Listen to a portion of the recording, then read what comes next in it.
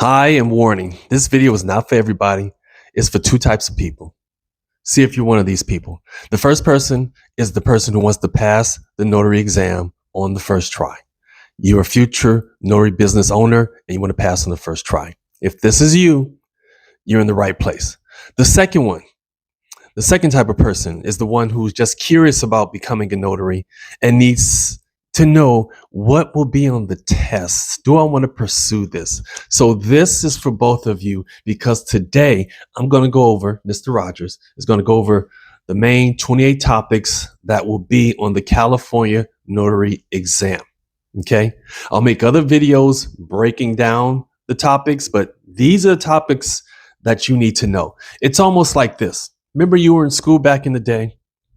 Teacher says, read this chapter, read this book, do all this stuff. You get all this information in your head. And if you're anything like me, you want to raise your hand and say, hey, teacher, yes, Rogers, what's going to be on the test? That's simple. Well, here today, I'm going to tell you the topics that are going to be on the test so you know what to study and what to master, at least enough to get by the test so you can be on your way to having a small business as a notary and earning big bank. All right. Now, let me go ahead and start the list without any further ado. The first thing that's going to be on one of the things going to be in the test, appointment and qualifications. That means that you better know the age, you better know the residency, like where you can and cannot be a resident.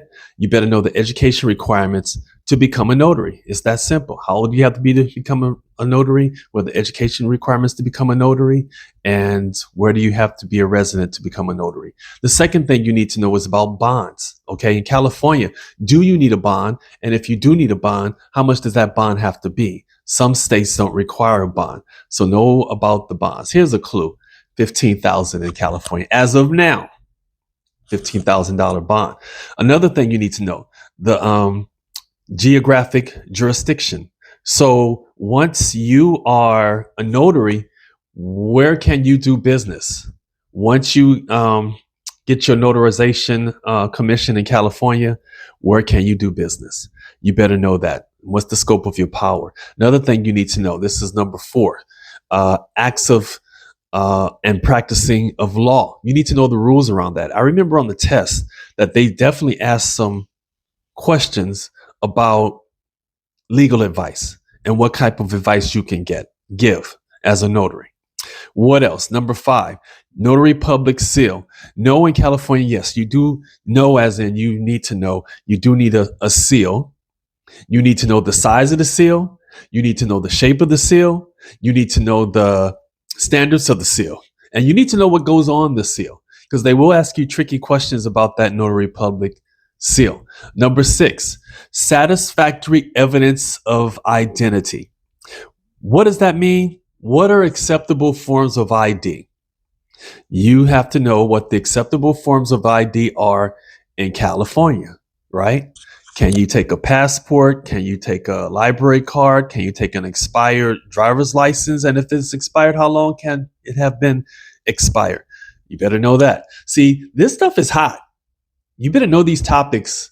And if you know these topics, you're going to pass on the first try. Okay.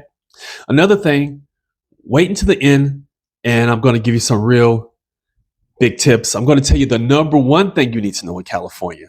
That's definitely going to be on the test, but I'm going to do that at the end. I guarantee you this thing I'm going to talk about at the end is going to be on the test. I can't guarantee everything that's going to be on the test, guarantee topics, but this last one. Anyway, credible witness, we talked about that. The notary journal. Do you need a journal in California? And if so, who's responsible for that journal? And that journal, what if it's lost?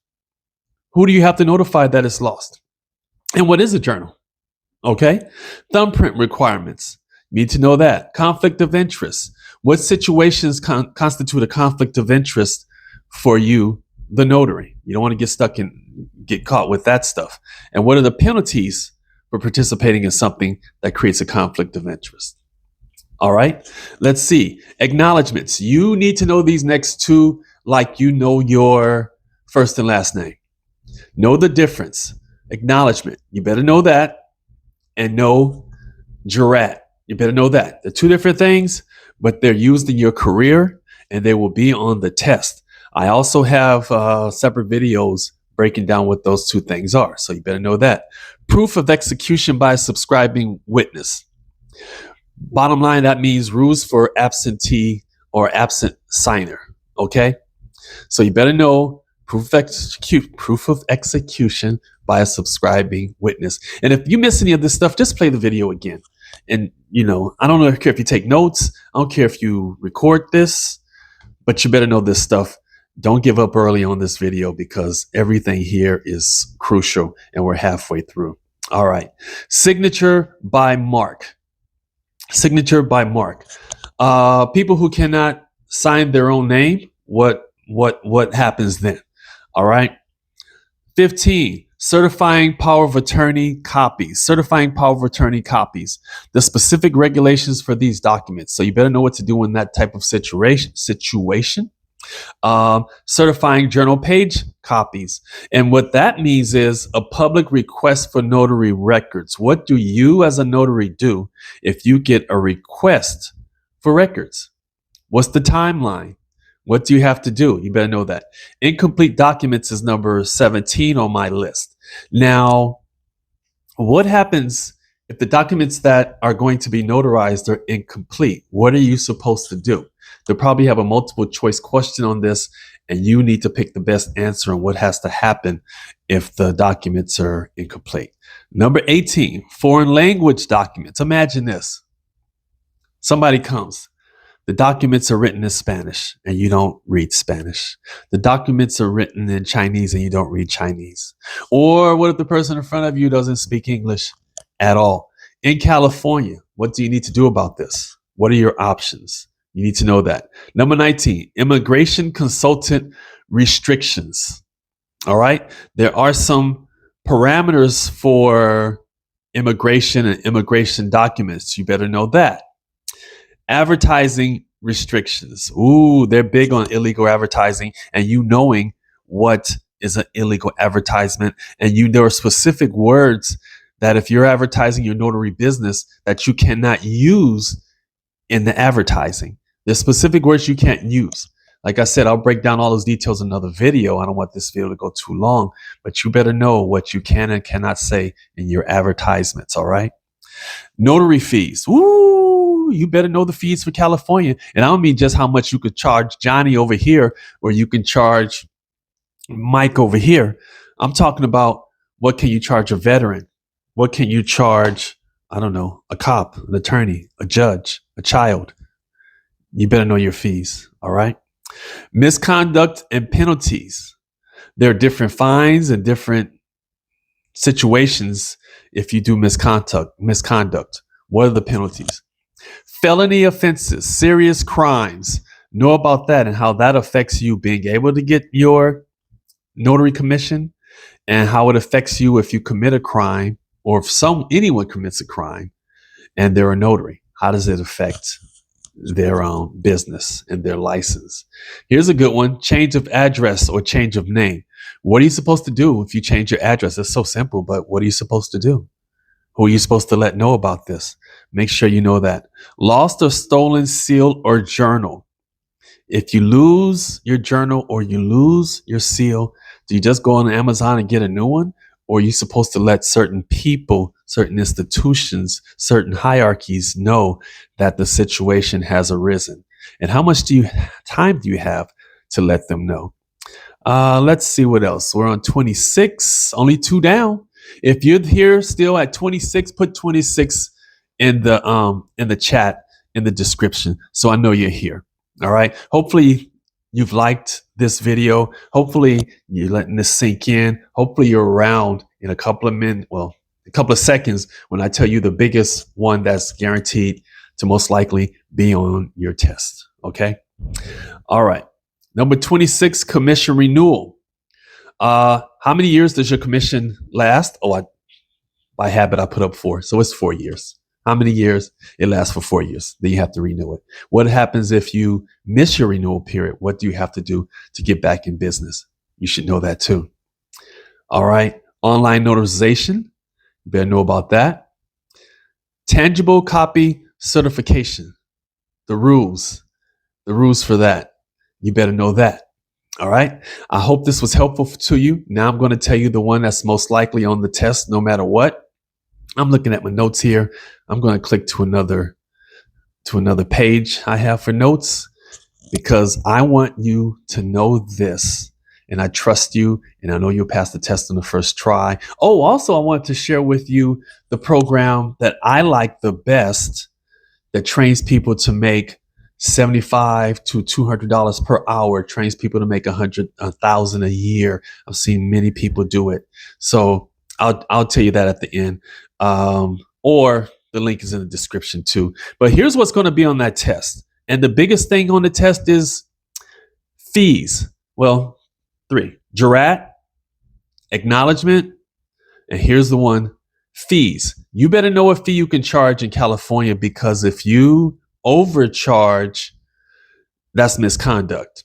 So in California, I'm going to break it down for you. I'm glad you stuck around. An acknowledgement in California, as of now, 2026, you can charge $15 for each signature. All right.